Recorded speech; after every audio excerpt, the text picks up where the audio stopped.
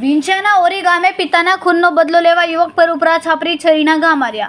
3 વર્ષ પહેલા જમીનના ડખામાં વૃદ્ધ ઓદાભાઈ સિયાળની હત્યા થઈ હતી. પિતાના ખૂનનો બદલો લેવા પુત્ર સંજય ઉર્ફ સચિને આરોપી જય જમોડ ઉપર ઉપરા છાપરી છરીના ઘા ઝીક્યા હતા. આરોગ્ય કેન્દ્રમાં MPSWમાં નોકરી કરતો જય જમોડ ખૂનના આરોપમાં 10 મહિના જેલમાં રહ્યા બાદ હાલ જામીન પર છૂટ્યો હતો. જય જમોડ પોતાની 4વ્હીલરમાંથી ઉતરીને તેમના મિત્રના ગેરેજ પાસે મળવા ગયો ત્યારે પાછળથી આવીને સંજય ઉર્ફ સચિન ઉપરા છાપરી છરીના ઘા મારીને નાસી છૂટ્યો હતો.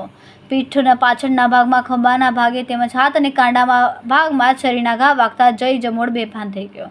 ઇજાગ્રસ્તને સિવિલ હોસ્પિટલમાં વધુ સારવાર માટે રાજકોટ ખસેડાયો છે. વિંછિયા પોલીસ દ્વારા હાલ આરોપી સંજય ઉર્ફ સચિનની ધરપકડ કરી આરોપી વિરુદ્ધ હત્યાના પ્રયાસનો ગુનો નોંધીને કાયદેસરની કાર્યવાહી હાથ ધરી. રિપોર્ટર કિશન પ્રજાપતિ, જસદણ.